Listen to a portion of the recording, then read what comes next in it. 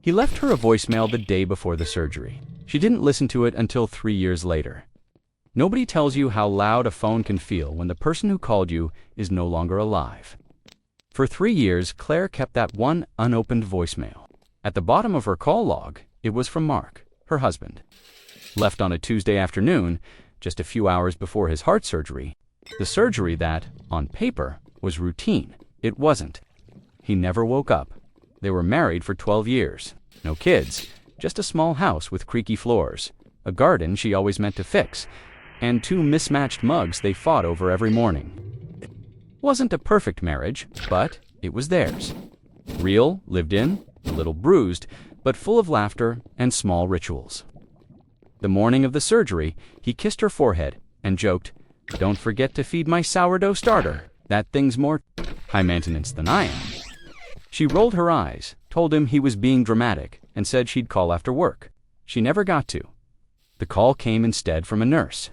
Unexpected complication, heart gave out. He was gone in minutes.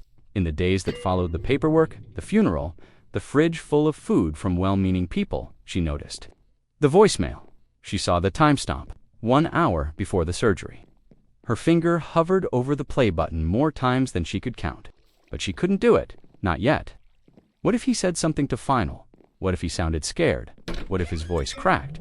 What if she broke again? So she left it, switched phones, synced everything, never deleted it. 3 years passed, quietly. Like fog, she started going on walks again, adopted a dog, learned how to make sourdough just to feel close to him. Sometimes she'd talk to him out loud in the car, like he was riding shotgun. Then one ordinary Tuesday, she opened her phone and saw it again. One unheard voicemail. She didn't plan it, didn't light candles or pour wine or sit in silence. She just tapped play, standing barefoot in the kitchen, waiting for toast. Voice filled the room. "Hey, you. I know you're probably at work and ignoring my call route. Anyway, I'm about to head in. Just wanted to say I love you, and I promise I'll be fine. But if for some weird reason I'm not, please remember this. Being loved by you was the best thing that ever happened to me. And also, don't kill my sourdough starter." That thing has dreams, she laughed. A real laugh. The kind she didn't know was still in her then. She sat down. On the floor, toast forgotten, and cried for the first time in months. Not because of the pain, but because of the gift.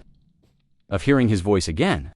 Of knowing he left her love, wrapped in humor, exactly when she'd need it most. She saved the voicemail, backed it up twice, wrote the words down by hand, and that night she fed the sourdough starter. Just like he would have wanted.